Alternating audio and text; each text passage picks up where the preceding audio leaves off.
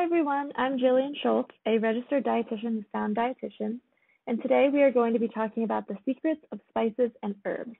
As many of you know, spices and herbs do so much more than just make our food taste better. So today we are going to be diving into 10 different spices and herbs to find out just what makes them so beneficial to our health. First off, we should start out with what is the difference between an herb and a spice? Herbs are the leaves of the plant, such as rosemary, sage, thyme, oregano, and cilantro, while spices come from the non-leafy parts, including roots, bark, berries, flowers, seeds, etc.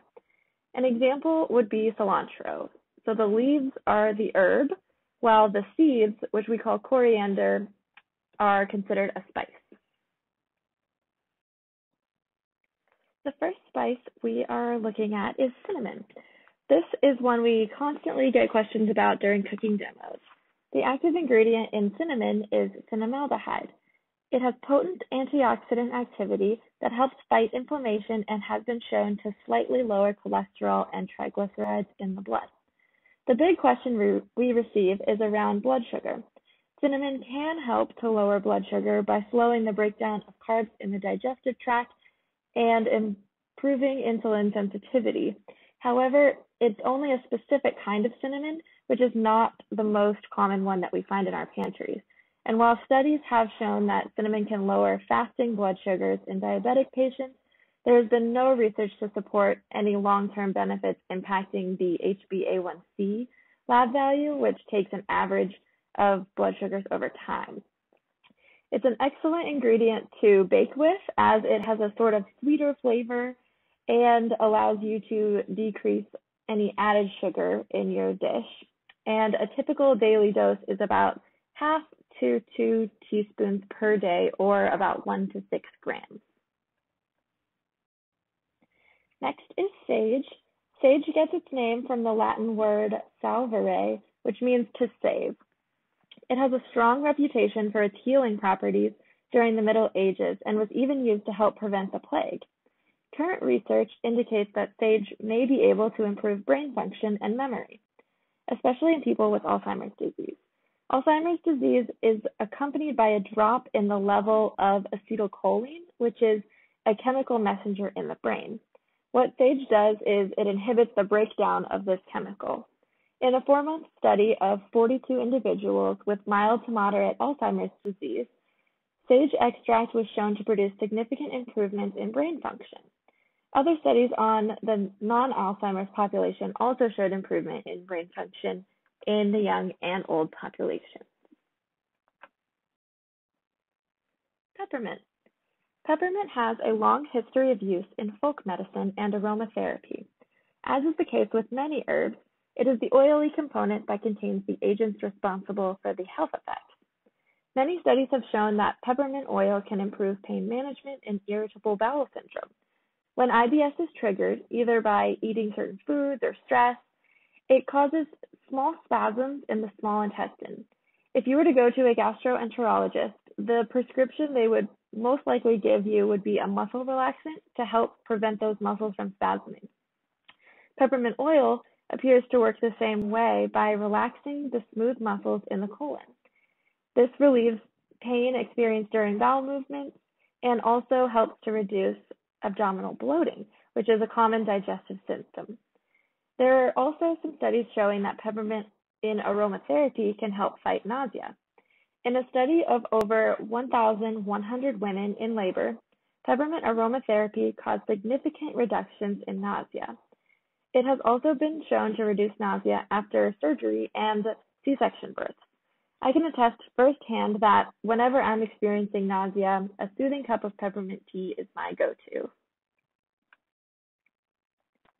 Turmeric is another spice that we get asked a lot about during cooking demos.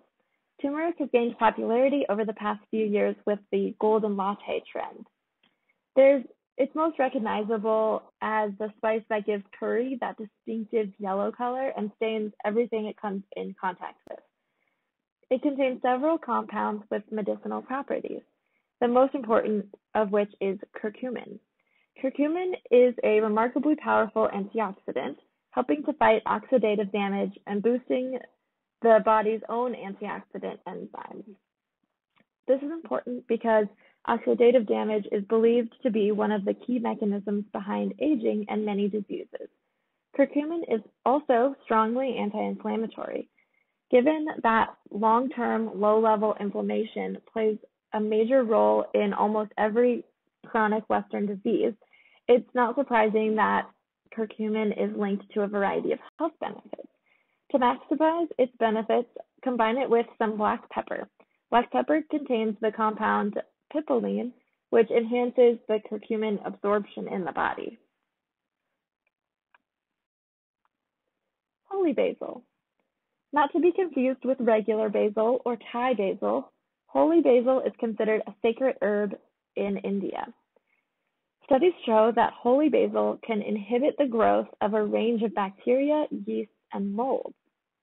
One small study found that it can aid in strengthening the immune system by increasing certain immune cells in the blood.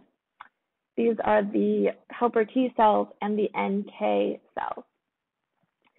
A study has also shown that holy basil may be useful in the treatment of generalized anxiety disorder and anxiety-related depression. However, these studies were quite small, and more research is definitely needed before any recommendations can be made. Cayenne pepper. Cayenne pepper is a type of chili pepper used to prepare spicy dishes. The active ingredient in it is called capsaicin, which has been shown to reduce appetite and increase fat burning in many studies. For this reason, it's a common ingredient in quote-unquote weight loss supplements. But like most studies, you have to read the fine print. One study found that adding 1 gram of red pepper into meals reduced appetite and increased fat burning in people who did not regularly eat peppers. However, there was no effect in people who were accustomed to eating spicy foods. So this indicates that a tolerance to the effects can build up. Some animal studies have also found that capsaicin can combat certain forms of cancer, including lung, liver, and prostate cancer. Of course, these observed anti-cancer effects are far from being proven in humans, so take all of that with a grain of salt. Ginger. Ginger is a popular spice used in several forms of alternative medicine. Studies have consistently shown that 1 gram or more of ginger can successfully treat nausea. This includes nausea caused by morning sickness, chemotherapy, and seasickness. Ginger also appears to have strong anti-inflammatory properties and can help with pain management. One study in subjects at risk for colon cancer found that 2 grams of ginger extract per day decreased markers for colon inflammation in the same way as aspirin.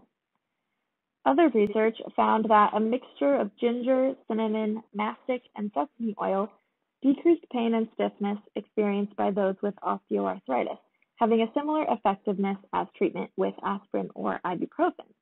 Keep in mind that if you are currently taking prescription blood thinners, to consult with your doctor or dietitian beforehand. Fenugreek. Fenugreek was commonly used in Ayurveda, particularly to enhance libido and masculinity. While its effects on testosterone levels are inconclusive, fenugreek does seem to have beneficial effects on blood sugar.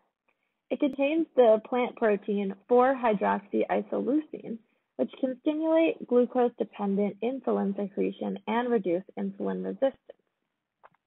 Many human studies have shown that at least 1 gram of fenugreek extract per day can lower blood sugar levels, particularly in people with diabetes, and this is because of the fiber, which helps to slow that spike in blood sugar.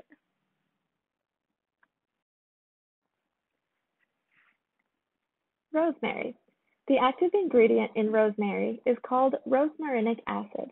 This substance has been shown to suppress allergic responses and nasal congestion. In a study with 29 individuals, both 50 and 200 milligram doses of rosmarinic acid were shown to suppress allergy symptoms, and the number of immune cells in nasal mucus also decreased with reduced congestion. Garlic. Throughout ancient history, the main use of garlic was for its medicinal properties. We now know that most of these health effects are due to a compound called allicin, which is also responsible for garlic's distinct smell. Garlic supplementation is well known for combating sickness, including the common cold. If you get colds often, then adding some garlic to your diet could be incredibly helpful. During flu season, I always make a large pot of chicken noodle soup with lots of garlic and ginger. There's also convincing evidence for beneficial effects on heart health. For those with high cholesterol, garlic supplementation appears to reduce total and/or LDL cholesterol by about 10 to 15%. Human studies have also found garlic supplementation to cause significant reductions in blood pressure in people that already have high blood pressure.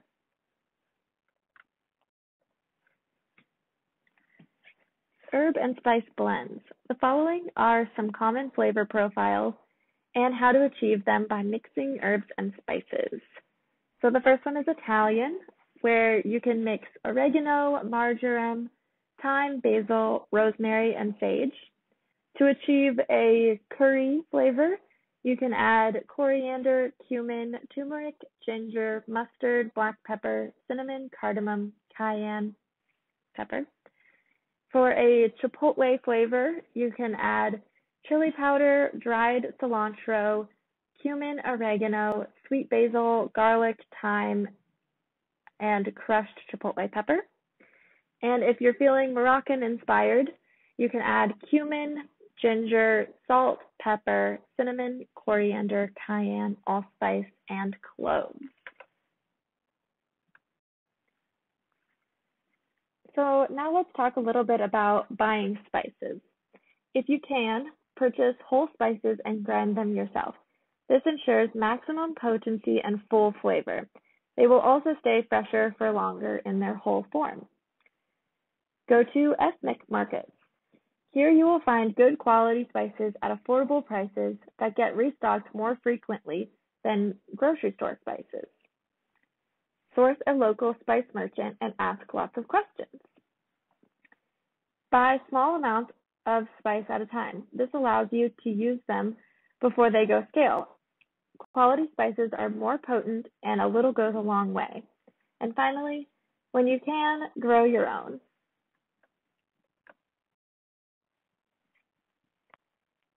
Another great way to enjoy herbs and spices is by making tea. You can make your own chai with peppercorns, cloves, cinnamon sticks, cardamom pods, sliced ginger, and black tea. You could simply steep some peppermint leaves from the garden. This was a favorite of my host mom in Germany. She used to do this as an after-school treat. You could do a ginger turmeric tea with slices of ginger and turmeric steeped in boiling water. Or you could do a golden latte, which is ginger, turmeric, black pepper, a cinnamon stick, milk of your choice, and a little something sweet like maple syrup to taste.